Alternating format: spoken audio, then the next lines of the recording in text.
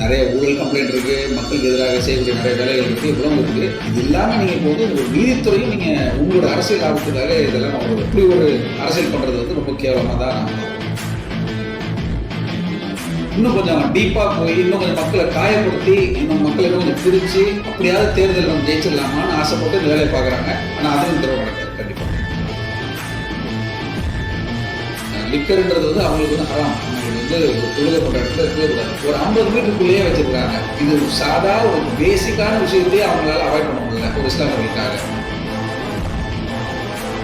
இஸ்லாமியர்களுக்கு வந்து நாங்கள் பாதுகாப்புறோம்னு சொல்லக்கூடிய இதே திமுக அரசாங்கம் இதுவரைக்கும் இந்த 5 வருஷத்துல இஸ்லாமிய மக்களுக்கு, தமிழ்நாட்டில் இருக்கக்கூடிய இந்திய இஸ்லாமிய மக்களுக்கு என்ன நன்மை பண்ணுச்சுன்னு ஒரு விஷயம் சொல்லணும். என்ன விஷயம் நடக்குது, ஒரு அரசாங்கத்து மத்திய அரசாங்கத்துல இருந்து என்ன விஷயம் நடக்குது தெளிவுபடுத்துறது தான் ஒரு நல்ல தலைவன். சும்மா ஒரு குழப்பி இதனால பண்ணிக்கிட்டே இருந்தீங்கன்னா இதே மாதிரி தான் நீங்க வந்து ஜெயிக்காம சும்மா மைக்கில் மட்டும் பேசிட்டு இருக்கிறது தான் சீமான் பண்ணுவாங்க.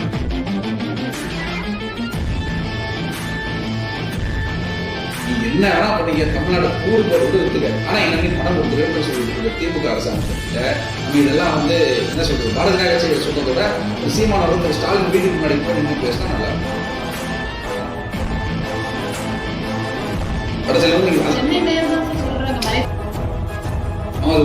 உண்மையை சொன்னா வேற தூக்கிடுவாங்க. எந்த மீடியாவையுமே நீங்க வட சென்னைக்கு போகாமல எந்த மீடியா வட சென்னைக்கு போக மாட்டீங்க, அது உடனே நடந்தது. ஆனால் அட்லீஸ்ட் ஊழலை முதல்ல கண்டுபிடிச்சோம், அதுக்கான விஷயங்கள் தான் வெளியே வரும். அப்படித்தானே நம்ம ஆர் ராசாவும் கனிமொழியெல்லாம் போனாங்க உள்ள இதே ஐடியா வச்சு தானே, இதே காங்கிரஸ் கவர்மெண்ட்ல தான். இறுதியாக தொடர்ந்து அண்ணாமலை அவர்கள் வந்து பிஜேபியில் வந்து விவரம் கேட்கிறாங்க, அவரோட முக்கியத்துவம் போயிடுச்சு, அவர் ஒரு கட்சி ஆரம்பிக்க போறாரு அப்படிலாம் அவர் பேச்சு பண்ணிட்டு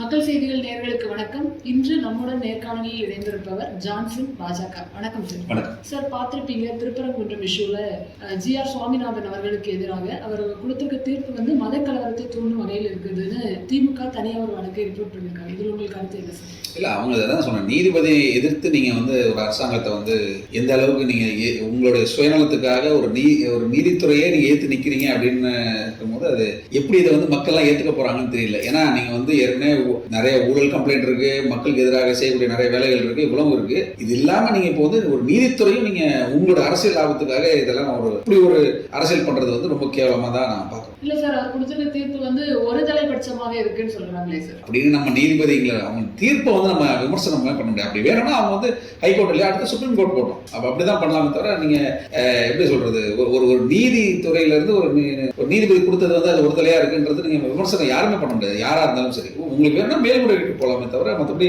ஒரு ஆர்டரையோ ஒரு டெசிஷனையோ வந்து நீங்க ஒரு நீதித்துறைக்கு மேல நீங்க விமர்சனம் வைக்க முடியாது. திமுகவின் மூத்த அமைச்சர் TR பாலு அவர்கள் வந்து பாராளுமன்றத்திலேயே அந்த நீதிபதி அவர்கள் வந்து ஒரு RSS மேன் அப்படின்னு சொல்றாரு. இது உங்களுக்கு அவர் சொல்லுவாங்க, அவங்களுக்கு பேசுறதுக்கு என்ன கிடைச்சாலும் பேசிடுவாங்க.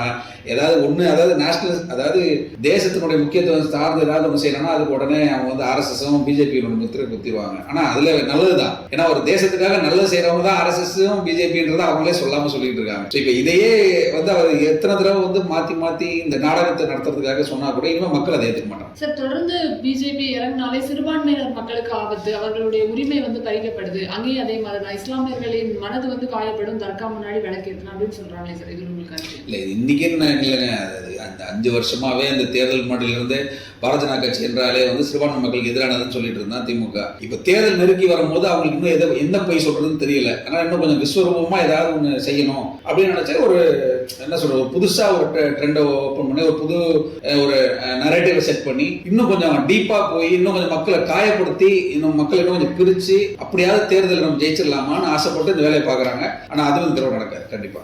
சிறுபான்மையின் மக்களுக்கு எதிரானவர்கள் இல்லைன்னு நினைக்கிறீங்களா? இல்ல அவங்க தொடர்ந்து வகுப்புல இருந்து எல்லாமே சிறுபான்மையினருக்கு எதிராக தான் பிஜேபி பண்ணிட்டு இருக்கு அப்படின்னு தானே சார்? இது நீங்க சொன்னதே ரொம்ப தப்பான விஷயம். அது எதுவுமே வக்ஃப் சட்டமோ இல்ல முத்தலாக் சட்டமோ எதுவுமே இஸ்லாமிற்கு எதிரானதே கிடையாது.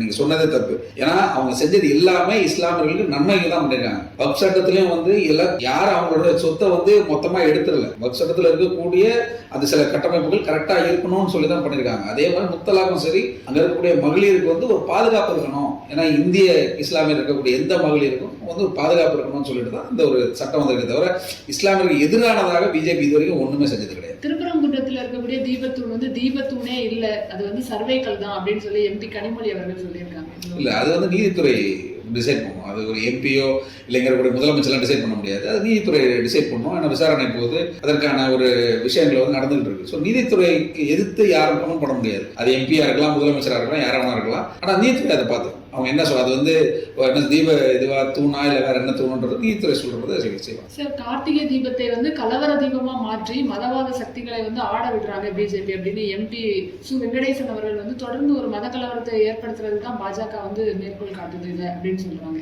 அவரு வெங்கடேசன் வந்து நல்ல ஒரு ஸ்கிரிப்ட் எல்லாம் ரெடி பண்ணிட்டு ஏஐல இருந்து ஒரு ஸ்கிரிப்டை ரெடி பண்ணி எப்படி பிஜேபிக்கு அகேன்ஸ்டா பேசணும், ஒரு என்ன சொல்றது, ஒரு ஓட்டு வாங்குவதற்காக ஒரு சிறுபான்மை மக்களையும் பெரும்பான்மை மக்களையும் பிரிச்சு எப்படி ஆளணும், முக்கியமான இஸ்லாமியர்கள் இந்துக்களுக்கும் எப்படி பிரச்சனை உண்டாகுனா எப்படி ஓட்டு நமக்கு வரும் அப்படின்றதெல்லாம் ஒரு ஸ்கிரிப்டா ரெடி பண்ணி ஏஐல போட்டு ஒரு ஸ்கிரிப்டை ரெடி பண்ணி அதை கொண்டு போய் ரொம்ப தெளிவாக பிராக்டிஸும் பண்ணிட்டு அதை போய் அவர் பாராளுமன்றத்தில் போய் பேசியிருக்காரு. ஆனா அதே நான் திருப்பி நான் தான் சொல்றேன், இதெல்லாம் படம் தான். ஒரு படத்துல எப்படி டயலாக் ரெடி பண்ணி பேசுறாங்களோ அந்த மாதிரி தான் அவங்க பேசுறாங்க. தவிர இது வரைக்கும் ஒரு விஷயம் கூட உண்மையாகவும் நல்ல விஷயத்த அவங்க பேசினது இல்லை. ஏன்னா நாங்க இந்த கடந்த 5 வருடமா பாக்குறோம், இவங்க இஸ்லாமியர்களுக்கு வந்து நாங்க பாதுகாப்போம் சொல்லக்கூடிய இதே திமுக அரசாங்கம் இது வரைக்கும் இந்த 5 வருஷத்துல இஸ்லாமிய மக்களுக்கு, தமிழ்நாட்டில் இருக்கக்கூடிய இந்திய இஸ்லாமிய மக்களுக்கு என்ன நன்மை பண்ணுச்சுன்னு ஒரு வருஷம் சொல்லணும். ஒண்ணுமே கிடையாது. இருக்கக்கூடிய தர்கா பக்கத்திலேயே டாஸ்மாக் ஓப்பன் பண்ணி வச்சிருக்காங்க. 50 மீட்டர் கூட இல்லை, அத்தனை டாஸ்மாக் இருக்கு. ஒரு இடத்துல இல்லை, நிறைய இடத்துல இருக்கு. நான் போய் இதுக்கு முன்னாடி நேர்காணல் நிறைய சொல்லியிருக்கேன்.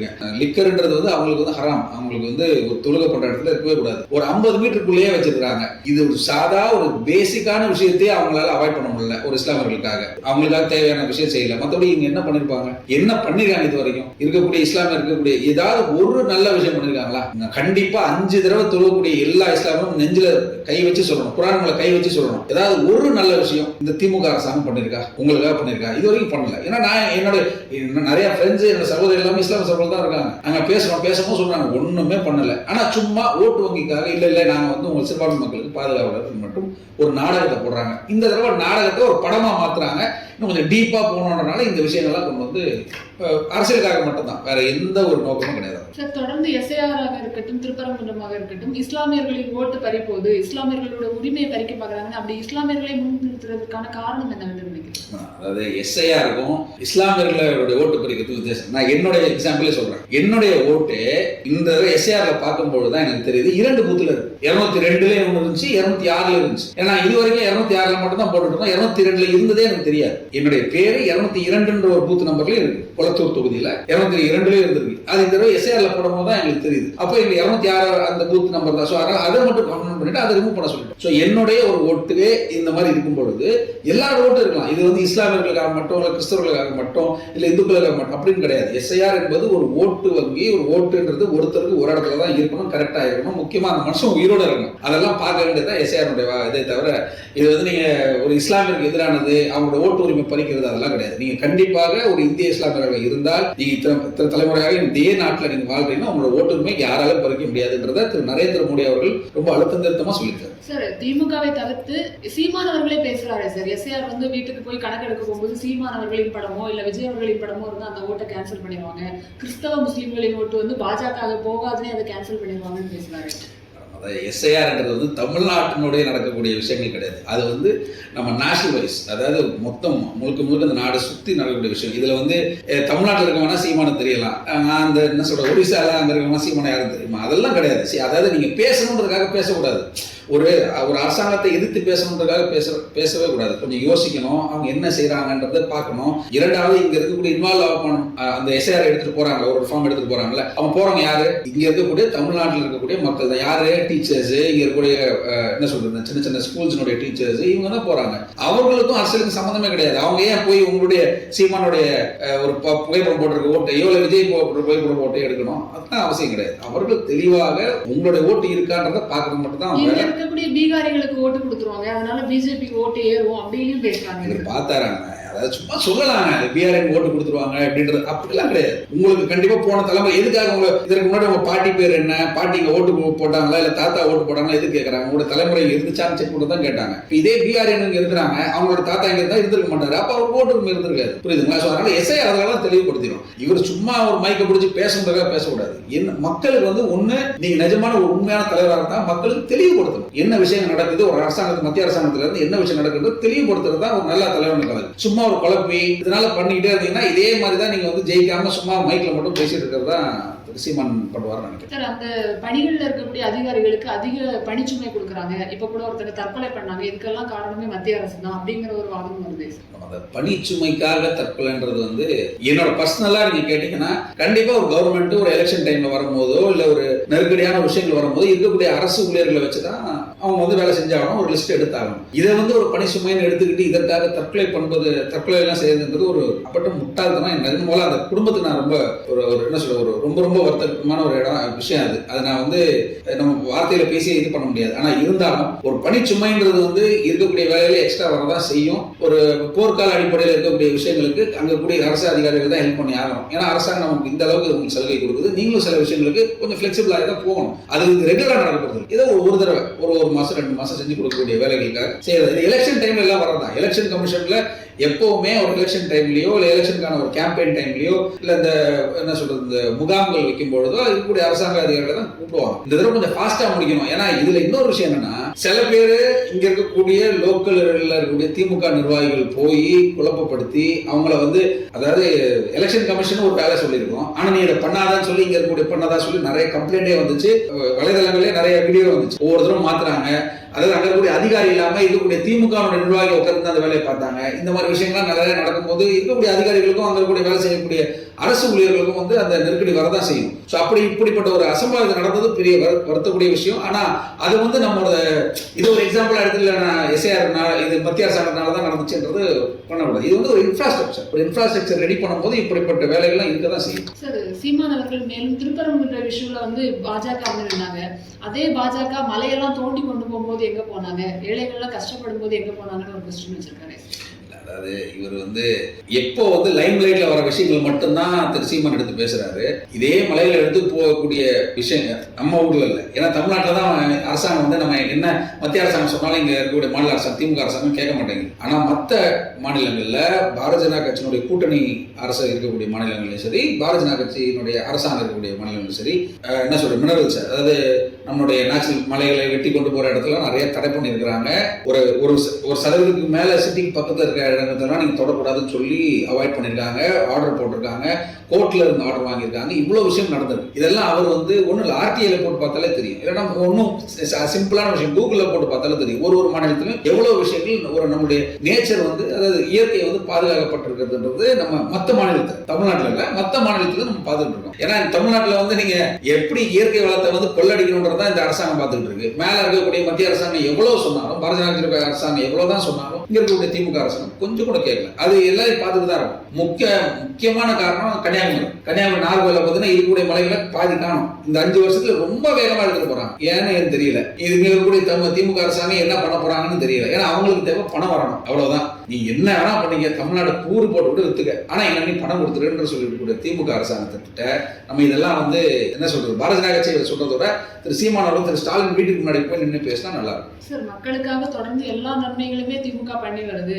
அடுத்த எலெக்ஷன்லயும் 200க்கும் மேற்பட்ட தொகுதிகளில் ஜெயிப்போம் அப்படின்னு ஸ்ட்ராங்கா சொல்றாரு சார். இல்ல 25க்கான மிகப்பெரிய ஜோக்கு நீங்க சொன்னதான் நினைக்கிறேன். ஏன்னா மக்களுக்கான நிறைய விஷயம் நல்ல விஷயம் என்ன பண்ணிட்டு வராங்கன்னு நம்ம பார்த்துட்டு தான் இருக்கிறோம். ஒன்று ஒரு அவார்டு ஃபங்க்ஷனுக்கு போயிடுறாங்க ஃபேமிலியோட, அது ஒன்று. ரெண்டாவது பெண் வைக்கிறேன்னு சொல்லிட்டு அவங்களுடைய தகப்பனார் அதாவது கலைஞருடைய இதுக்காக ஒன்று வைக்கணும்னு சொல்றாங்க, ஒரு செலவு வச்சாங்க. அதுக்கப்புறம் ஒரு ரேஸ் ஒன்று நடத்தினாரு. அப்புறம் கேலோ இந்தியான்னு சொல்லிட்டு இப்போ வரிசையா ஒரு இது நடந்துட்டு இருக்கு. அதுக்கும் கூட தமிழ்நாடோட கோஆபரேஷன் சரியா இல்லை. இவங்க வந்து சிஎம் டிராஃபின்னு சொல்லிட்டு ஒரு கேம்ஸ் ஒன்று ஸ்டார்ட் பண்ணாங்க. அதுல சர்டிபிகேட்ஸ் கூட சரியா கொடுக்கல. அது இப்படிப்பட்ட நிறைய விஷயங்கள் நான் சொல்ற டைரக்டா அந்த ஃபேமிலி திமுகவுடைய தலைமை ஃபேமிலியா இருக்கக்கூடிய திரு ஸ்டாலின் ஃபேமிலியா டைரக்டா திரு உதயநிதி ஸ்டாலின் அவர்களோ திரு ஸ்டாலின் அவர்களோ அவங்க டைரக்டா செய்யக்கூடிய வேலைகளே இவ்வளோ குளறுபடிகள். அதுக்கப்புறம் முக்கியமா அந்த மலத்தை தண்ணி தேங்கினப்போ அந்த விஷயங்கள் எல்லாம் 2000 கோடி 4000 கோடி 6000 கோடின்னு நேரு ஒன்று சொல்றாரு, திரு பிரியா அவர்கள் ஒன்று சொல்றாங்க, சேகர் பாபு ஒருத்தர் சொல்றாரு. சொல்லிடுவாங்க. அப்போ வீட்டுக்குள்ள தண்ணி வந்தவனுக்குலாம் இல்ல, தண்ணி வந்து கஷ்டப்பட்டவங்க இல்லையா, வடச்சென்னையில வந்து பாத்துக்கணும். வடச்சென்னையில வந்து நீங்க அவங்க சொல்லுவாங்க அவங்களுக்கு என்ன வேணா அவங்க சொல்லலாம், அவங்க மேயரோட தூக்கிடுவாங்க. அவங்க உண்மையை சொன்னாங்கன்னா மேயரோட தூக்கிடுவாங்க. எந்த மீடியாவையுமே நீங்க வடச்சென்னைக்கு போகாமல நிப்பாட்டுறீங்க. எந்த மீடியா வடச்சென்னைக்கு போக விட்டீங்க, மொத்தமா போவாதீங்கன்னு எல்லாம் நிப்பாட்டுறீங்க. ஆனா அப்படியும் சோசியல் மீடியால ஒவ்வொருத்தரும் வீடியோ எடுத்து போட்டுட்டான். என்ன அதான் நீங்க சொல்றதே பெரிய ஜோக்கா தான் இருக்கு சார். மக்களுக்காக உங்களுடன் ஸ்டாலின் திட்டம் கொண்டு வந்திருக்காங்க. மாணவர்களுக்கு 1000 ரூபாய் மடிக்கணினி கொடுக்க போறாரு. இதெல்லாம் நல்லது இல்லையா சார்? கொடுக்க போறாருங்க. அது எப்ப கொடுக்க போறோம்? 5 வருஷம் முடிஞ்சு போச்சுங்க. அது கொடுக்குறாங்க 5 வருஷம் முடிஞ்சு போச்சு. நீங்க பேர் தான் சொல்றேன், படத்துக்கு பேர் இல்ல. அதாவது சினிமாவில் எப்படி நிறைய பேர் சொல்லுவாங்க, நிறைய படம் ஸ்டார்ட் ஆச்சுங்க ஆனா எதுவுமே எடுக்கலைங்க, நிறைய படம் பூஜை போட்டாங்க ஆனா எதுவுமே செய்யலைங்கன்னு சொல்லுவாங்க சினிமாவில். அந்த மாதிரி தான் திமுகவினுடைய திட்டங்களும் எல்லாம். ஒரு பெரிய காசு செலவு பண்ணி ஒரு ஸ்டேடியம் எடுத்து, ஒரு ஸ்டேஜ் எடுத்து, ஒரு பெரிய ஒரு திரைப்பட மாதிரி எல்லாம் ஸ்டார்ட் பண்ணுவாங்க. அது அன்னியோட முடிஞ்சிடும். அதுக்கப்புறம் அது என்ன நடந்துச்சு, மக்களுக்கு நல்லது நடந்திருக்கான்னு பாத்தீங்கன்னா சுத்தமா நடந்திருக்கு. இதுதான் திமுக இது செஞ்ச 5 வருஷத்துக்கான சாதனை. மக்கள் நிஜமாலே மனசாட்சி தொட்டு சொல்லணும், திமுகவுடைய அரசாங்கம் இந்த 5 வருஷத்துல உங்களுக்கு நன்மை செஞ்சிருக்கா தீமை செஞ்சிருக்கான்றது ஒரு வருஷமும் ஒரு மழை டைம்லயும் ஒரு எம்எல்ஏ உங்ககிட்ட சொன்ன பொய் வாக்குறுதிகளையும் நீங்களா யோசிச்சு பாத்தீங்கன்னாலே உங்களுக்கு தெரியும். சார், திமுக இவ்வளவு ஸ்ட்ராங்கா இருக்குன்னு சொல்ற நிலையில பாராளுமன்றத்துல அமித்ஷா அவர்கள் சொல்லியிருக்காங்க, தமிழ்நாடு ரெடியா இருங்க, என்டிஏ கூட்டணி தான் ஜெயிக்க போகுதுன்னு. இதுல ஒண்ணு பாருங்க, திமுக ஸ்ட்ராங்கா இருக்குன்றதுல எப்படி நீங்க சொல்றீங்க புரியல. எந்த விஷயத்துல சொல்றீங்க? தொடர்ந்து சொல்லிட்டே இருக்காங்க. அவங்க சொல்லுவாங்க அதிமுக பிஜேபி கூட்டணி ஸ்டெடியா இல்ல, கண்டிப்பா உடஞ்சிரும் அப்படின்னு மேலும் மேலும் சொல்லிட்டு இருக்காங்க. ஆனா அதிமுக ஒரு முக்கியமான பொறுப்பாளர் செங்கோட்டையன் அவர்கள் போய் தாவேக்கால சேர்ந்திருக்காங்க. அதிமுக பலவீனம் அடையுதுன்னு சொல்றாங்க. அதிமுகவை பொறுத்த வரைக்கும் அது வந்து திரு எம்ஜிஆருடைய என்ன சொல்றது கொள்கைகளையும் கொண்டு செயல்படுத்தக்கூடிய கட்சி. அது மிகப்பெரிய கட்சி. அதுக்கப்புறம் அம்மா ரொம்ப சிறப்பாக கொண்டு வந்தாங்க. இப்போ திரு எடப்பாடி அவர்கள் கொண்டு போயிட்டு இருக்காங்க. ஸோ இந்த கூட்டணி பற்றி, தலைமையை பற்றி எங்களுடைய மாநில தேசிய தலைமை வந்து ரொம்ப தெளிவாக பார்த்து தான் அந்த விஷயங்கள் எல்லாமே செஞ்சிருக்காங்க. அதனால அந்த அதிமுகவும் இது பிஜேபியினுடைய உடஞ்சிரும் அப்படின்றதெல்லாம் திமுக சொல்லணும்னு அவசியமே கிடையாது, சொல்லவும் முடியாது. ஏன்னா அவர்களுக்கு தெரிஞ்ச வரைக்கும் இது வரைக்கும் போய் சொன்னது மட்டும்தானே தவிர அவர்களுடைய கூட்டணியே அங்கே ரொம்ப தனிநடத்தம் போட்டிருக்கு. திருமாவளவன் இப்போ வெளில வர போறாருன்னு தெரியல. இருக்கக்கூடிய கம்யூனிஸ்டுக்கும் அவங்களுக்கு உள்ள ஒரே பிரச்சனை இருக்கு. காங்கிரஸும் விஜயும் போயிடுவாங்கன்னு சொல்லிட்டு சேர்ந்துருவாங்க அப்படின்னு சொல்லிட்டு ஒரு பேச்செல்லாம் போயிட்டு இருக்கு. அதனால வந்து அவர் வந்து மாநில தலைமை தாங்க, தேசிய தலைமை கிடையாதுல்ல. தேசிய தலைமைன்னு ஒண்ணு இருக்குல்ல, அவர்கள் என்ன சொல்றாரா தான் நீங்க கேட்டாங்க. அதனால அங்க அவர்களோட கூட்டணியிலே நிறைய பிரச்சனை இருக்கு. அதனால அதையே அவங்க முதல்ல பார்க்கணும்.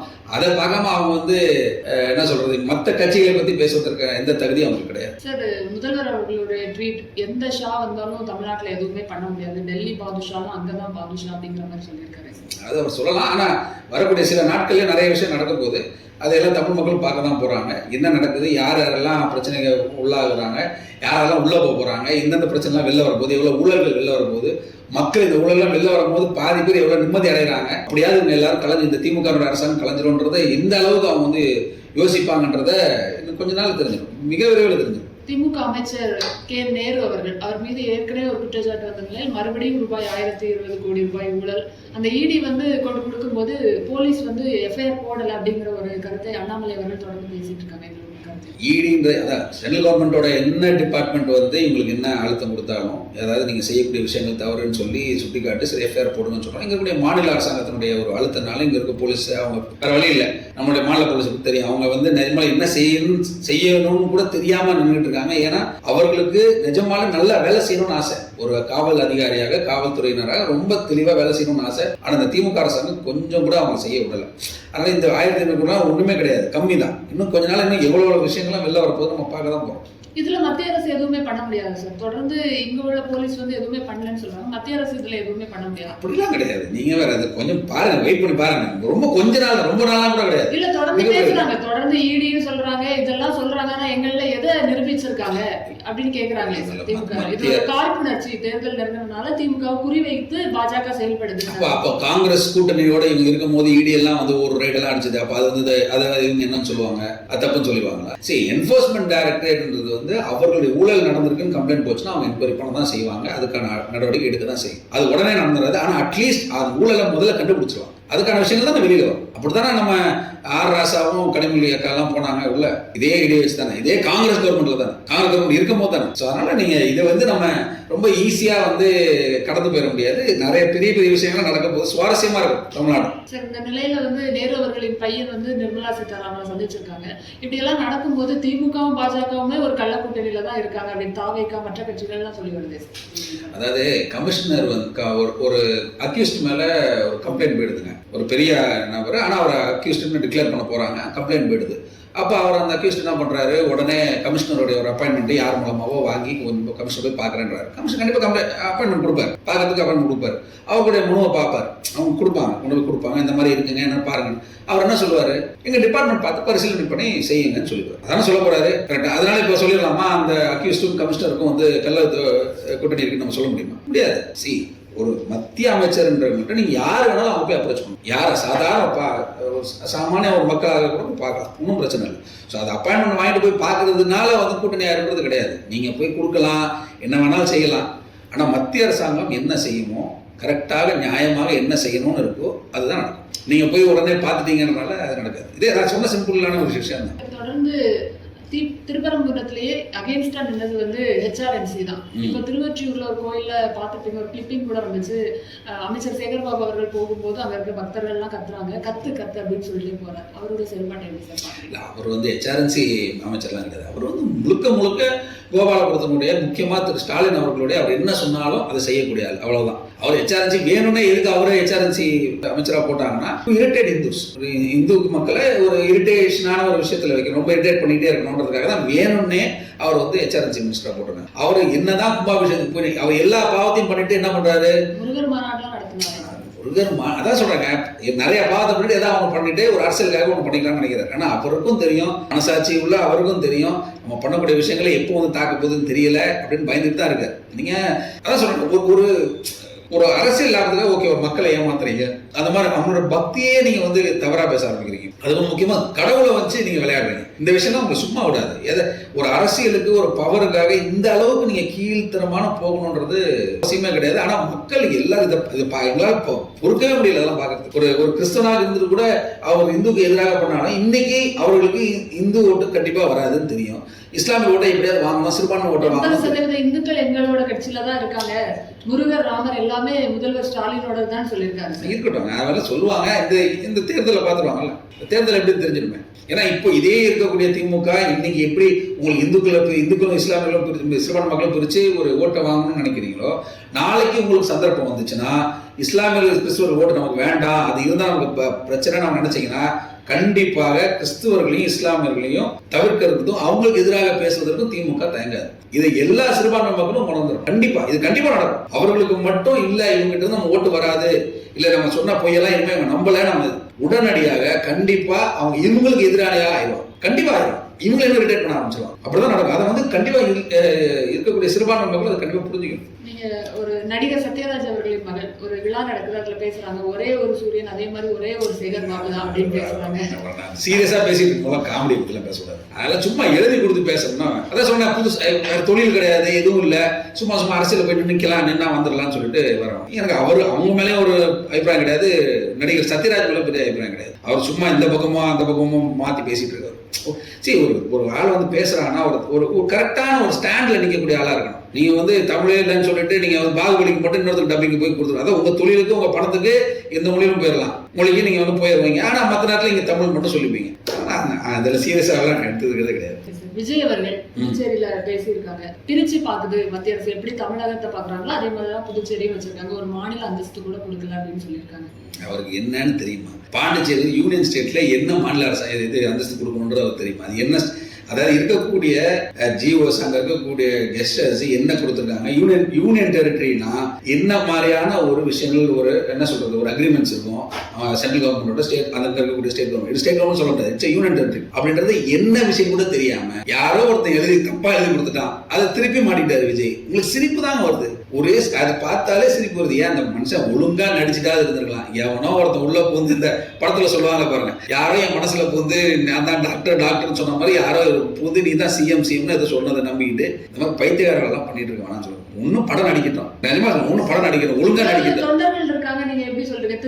தினமலர்ல வந்திருக்கு 70 தொகுதியில வந்து 40% மேல ஓட்டே டிவிக்கே தான் வாங்குங்கிற ஒரு கட்டுரை வந்திருக்கு. இப்போ நான் என்ன சொல்றேன்னா, இப்போ இன்னைக்கு நான் ஒரு ரிவ்யூ பண்றதுக்கான ஒரு டீமை நான் காசு கொடுத்து ரெடி பண்ணி நானும் ரிவ்யூ போடுறோம், சரிங்களா? நானும் இந்த எலெக்ஷன்ல வந்துடும் போடுறோம். ஓட்டு போடக்கூடியது பொதுமக்களுக்கு நிறைய வருது சார். இளைஞர்கள் நிறைய பேர் இருக்காங்க, மாற்றம் வேணும். ஹாரிஸ் ஜெயராஜோட ஒரு கான்செப்ட் போகுது, அதுக்கு கூட்டம் நிறைய போகுது. ஒரு ஆக்சிடென்ட் நடக்குது, அது நிறைய போகுது. திராவிட கட்சிகள் இல்லாத ஒரு மாற்றம் வேணும்னு சொல்றோம் அப்படின்னு சொல்றாங்களே சார். நம்ம தாவேகா கட்சி தொண்டர்கள் சொல்றோம்ல, நிஜமான எனக்கு அவங்க பார்த்தா ரொம்ப பாவமாகவும் இருக்கு. அதே நேரத்தில் விஜய் வந்து இந்த அளவு அவங்க ஏமாத்துறாருன்னு நினைக்கும் போது தான் ரொம்ப கஷ்டமா இருக்கு. ஏன்னா இன்னும் அவங்க விஜய் இந்த சினிமா நடிகனுடைய என்ன சொல்ற அந்த ஒரு பிம்பத்துக்கு தான் வச்சிருக்காங்க. இன்னும் வந்த உடனே இவர் எல்லாத்தையும் அடிச்சிருவாரு பிடிச்சிருவாரு அப்படிலாம் கிடையாது. ஒரு தலைவனுக்கு இருக்கக்கூடிய நிறைய விஷயங்கள் அவர்கிட்ட இல்லை. முக்கியமா அரசியலுக்கு உண்டான விஷயம், பேசிக்கான விஷயம் அவருக்கு தெரியணும், அதுவும் அவருக்கு இல்லை. தொண்டர்களுக்கு என்ன செய்யணும், அவர்களுக்கு என்ன விஷயம் வழி நடத்தணும்னு சொல்லணும், அதுவும் அவர்கிட்ட இல்லை. இத்தனை ஆண்டு காலமாக அவர் படத்துல இருந்துட்டாரு. எல்லாமே ஏதோ ஒரு என்ன சொல்றது, ஒரு தாட்டு, ஒரு திமுக எதிராகவோ புரட்சி தலைவரும் கொண்டு போய் இவங்களை எல்லாம் கம்பேர் பண்றீங்க. சினிமா பேக்ரவுண்ட் யாரும் அந்த காலம் சினிமா வேற, இந்த காலம் சினிமா வேறங்க. அந்த கால சினிமாவில் எம்ஜிஆர் அவர்கள் அவர் டைலாக் என்ன பிராக்டிஸ் பண்ணணும், ரொம்ப நேரம் இந்த மாதிரி கட்டெல்லாம் கிடையாது. உங்களுக்கு கிரீன் ஷீட் கிடையாது, ரொம்ப ஈஸியாக எடுத்துட்டு மாடிஃபை பண்ணிக்க முடியாது. நிஜமாலே உழைச்சாங்க, மக்களுக்காக செஞ்சாங்க. இப்போ இருக்கவங்களாம் வெறும் ஒரு 5 நிமிஷம் ஷாட்டுக்காக, வெறும் ஒரு 5 நிமிஷம் ஒரு நாள் ஃபுல்லாக கேரவானில் உட்காந்து ரிலாக்ஸ் பண்ணி அந்த 5 நிமிஷம் ஷாட்டையே 2-3 ஷாட்டாக எடுத்து அப்படிதான் நடக்குது. நீங்க ஃப்ராங்க்லி ஸ்பீக்கிங் இப்போ இருக்கக்கூடிய டெக்னீஷியன்ஸ் தாங்க சூப்பர் ஸ்டார்ஸ். சினிமாவை பொறுத்தவரைக்கும் டெக்னீஷியன்ஸ் டேரக்டர்ஸ் தான் சூப்பர் ஸ்டார்ஸ். ஹீரோஸ்லாம் ஒண்ணுமே கிடையாது. எல்லாம் இருக்கக்கூடிய ஆளை கூட கோவம் தான் காட்ட முடியும் மேக்கப் ஆர்டிஸ்ட்னால. So it is only technicians, not the actors. கண்டிப்பா கிடையாது. அது யாராக இருந்தாலும் சரி. அது திரு ரஜினிகாந்த் அவர்களே ஒத்துட்டார். திரு ரஜினிகாந்த் அவர்களே அவர் சூப்பர் ஸ்டார். அவரே என்ன ஒத்துட்டார், நான் எனக்கு என்னோட தோற்றம் அந்த மாதிரி இருக்கு, ஆனா நான் படத்துல கொண்டு வரும்போது என்ன இந்த அளவுக்கு மாத்தி கொண்டு வரும்போது பெரிய விஷயம். Hats off to the director அந்த டீம்னு சொன்னார். எம்ஜிஆர் அவர்கள் கூட இருந்த செங்கோட்டையன் அவர்கள் விஜய் இதுல சேர்ந்திருக்கிறது அதிமுகவுக்கு ஒரு பின்னடைவு தான் அப்படின்னு சொல்லி அதிமுக பாத்துங்க, அது அவங்க கட்சி உள்பூச்சி, அதனால அதை அவங்க பார்த்துப்பாங்க. அது போய் விஜய் கிட்ட போய் சேர்ந்தாருன்னு தெரியல. இவர் போய் எம்ஜிஆர் மாதிரி கொண்டு வரலாம் அப்படின்ட்டுலாம் பேசுறதெல்லாம் ஒரு என்ன சொல்றது, ஒரு முதிர்ந்த அரசியல்வாதி அவர் அந்த மாதிரி ஒரு முடிவை ஏன் அப்படி எடுத்தாருன்றது யாருக்குமே புரியல. சமூக நீதி பேசுறது திமுகவினர் அதிகம். திமுகவின் கூட்டணி கட்சியில தான் தொல் திருமாவளவன் அவர்கள் இருக்காங்க. அவங்களே ரோட்ல சண்டை போடுறத பார்க்க முடியுது. சிவர்ல திருமாவளவன் பேர் எழுதக்கூடாதுன்னு திமுகவினரும் விசிகாவினரும் சண்டை போடுறாங்க. இதை எப்படி சொல்றாங்க? அதை கொஞ்ச நேரம் முன்னாடி சொன்னல, உங்களுடைய கூட்டணி கட்சியில் இருக்கக்கூடிய ஆட்களே என்னால் யாரெல்லாம் வெளில வர போறாங்கன்னு பாருங்க, நான் சொன்ன பாருங்க. அதனால அவங்க உள்ள பிரச்சனை நிறைய போயிட்டு இருக்கு. வெளியில இன்னும் தெரியாம வச்சிருக்காங்க மீடியா. இன்னும் கொஞ்ச நாள் தான் எல்லாம் வெளில வந்துருவாங்க. நான் எழுதி தரேன், காங்கிரஸ் வெளில வருதுங்க, திருமாவளவன் வெளில வராருங்க. கொஞ்ச நேரம் நடக்க போது பாருங்க. அது எப்படி நடக்க போகுதுன்னு கேட்காங்க, கண்டிப்பா நடக்கும். அதுக்கு நடக்குமா அதுக்கான விஷயம் நான் சொல்லுவேன். அழிக்கிற ஒரே கோட்ல தான் இணைஞ்சிருக்கோம்னு தொடர்ந்து பேசுறாரு சார் திருமாவளவன். அதெல்லாம் இதே திருமாவளவன் முதல்ல எதிர இருந்தாரு, எதுல ரொம்ப முக்கியமா இருந்தாரு, அம்மாவோட ரொம்ப நெருக்கமா இருந்தார். கரெக்டா அதிமுகவோட ரொம்ப நெருக்கமா அம்மா தான் டெவலப் பண்ணி விட்டது. இப்ப அதிமுக தான் சரியில்லை, எடப்பாடி சரியில்லைன்னு இவர் பேசுறாரு. அதிமுக கட்சி முன்னாடி சரியில்லை, எதற்காக? கூட்டணியில் இருக்கோன்றனால. ஆனா என்னைக்கு கூட்டணியிலிருந்து வெளியில வந்துட்டாங்கன்னா அதுக்கு ஒரு பேச்சு வேற மாதிரி இருக்கும். அதனால பார்க்க தான் போறோம். பாருங்க, எந்தெந்த விஷயங்களை யாரெல்லாம் வெளியில எடுத்து சொல்றாங்களோ இந்த திமுக என்ன பண்ணுது, ஒரு சாதா ஒரு யூடியூபர், எனக்கு தெரிஞ்ச வரைக்கும் இப்போ நம்ம பேசிட்டு இருக்க தருணத்திலேயே இவரு சவுக் சங்கரை அரெஸ்ட் பண்றதுக்கான இது போயிட்டு இருக்கு. திமுகவை எதிர்த்து யார் பேசினாலும் சரி, அவர்களை எங்கேயாவது முடக்கக்கூடிய ஒரு சாதா ஒரு யூடியூபர், ஒரு சாதா யூடியூப்ல பேசக்கூடிய நபர்களே பரப்புறாங்க அப்படின்னு தானே சார் சொல்றாங்க. தவறான விஷயம் தான் வழக்கு போடணும். எதுக்கு அரெஸ்ட் பண்ண, டேரக்டா அரெஸ்ட் பண்ண போறாங்க, என்ன குற்றமா பட்டாங்க பேச்சுமே எல்லாருக்கும் உண்டு. நீங்க ஆனா இதே திமுக பத்தி பாராட்டி பேசினவங்களுக்கு எல்லாம் எதுவும் சொல்லல. பாரதிய ஜனதா கட்சியினுடைய என்ன சொல்றது, கட்சியினுடைய தலைவரும் சரி, இந்த தேசத்தினுடைய பிரதம மந்திரியாக இருக்கக்கூடிய திரு நரேந்திர மோடி அவர்கள் கேவலமா பேசினவங்க யாரும் போய் அரெஸ்ட் பண்ணல. ஆனா திமுக செய்யக்கூடிய விஷயங்கள் தவறாக சொன்ன உடனே பண்ணிடுறாங்க. ஒண்ணு இல்லை, இப்ப நானே ஒரு சிறுபான்மை சார்ந்த ஒரு கிறிஸ்துவன், இந்திய கிறிஸ்துவன். இப்ப நானே திமுக பயணக்கூடிய எல்லா விஷயங்களும் தவறான விஷயங்களும் நான் சொல்லிட்டு இருக்கேன். சிறுபான்மை மக்களை எந்த அளவுக்கு டிவேட் பண்றாங்கன்னு சொல்லிட்டு இருக்கேன். இதே திமுக பாருங்க, இங்க இருக்கக்கூடிய கிறிஸ்துவ அமைப்புகளை வச்சோ இல்ல யாராவது ஒரு பாதிரியாரை வச்சோ என் மேல வழக்கு தொடரலாம், என்ன டிஃபரெண்ட் பண்ணலாம். அதாவது பேச்சுரிமை முடக்கிடலாம். திமுக யாராவது அவர்களுக்கு தவற யாராவது எடுத்து சொன்னாங்கன்னா அவங்க முடக்கிறோம். அந்த விஷயத்துல ரொம்ப தெளிவா இருக்காங்க. அப்படிப்பட்ட விஷயம் நடந்துட்டு தான் இருக்கு. அது யாருக்குன்னா நடக்கும். அது சவுக் சங்கரா இருந்தாலும் சரி, நானாக இருந்தாலும் சரி, எப்படிப்பட்ட திமுக செய்கின்ற அநியாயங்களை சொல்லக்கூடிய யாராக இருந்தாலும் இந்த விஷயம் நடக்க தான் செய்யும். அவங்க திருமாவளவன் அப்போ ஒரு சாதா ஒரு யூடியூபருக்கு இந்த விஷயம்னா, கூட்டணியில் இருக்கும்போது நீங்க வெளில பேசினா அவங்க விட்டுருவாங்களா சும்மா எதிர்த்து பேசினா? அதெல்லாம் அவங்க பார்த்தானே இருப்பாங்க. கூட்டணியிலிருந்து வெளியில வரும்போது தான் விஷயம் தெரியும். உள்ள இருக்கிற வரைக்கும் எல்லாம் சைடாக தான் இருப்பாங்க. கூடியவர்கள் எழுதி பார்த்துருவீங்க. இறுதியாக சார், தொடர்ந்து அண்ணாமலை அவர்களை பிஜேபியில ஓரம் கட்டுறாங்க, அவரோட முக்கியத்துவம் போயிடுச்சு, அவர் ஒரு கட்சி ஆரம்பிக்க போறாரு அப்படிலாம் ஒரு பேச்சு போயிட்டு இருக்கு சார். அதெல்லாம் சும்மா, அதாவது பாரதிய ஜனதா கட்சியோட டெவலப்மெண்ட்டை பொறுக்க முடியாமல் இருக்கக்கூடிய கட்சிகள் மற்றவங்க எல்லாமே சர்க்குலேட் பண்ற பொய்யான கருத்து. திரு அண்ணாமலை முன்னாள் திரு அண்ணாமலை அவர்கள் வந்து கடந்த 3 வருடமாக பாரதிய ஜனதா கட்சியை ஒரு நல்ல நிலைமை கொண்டு வந்து வச்சிருக்காரு.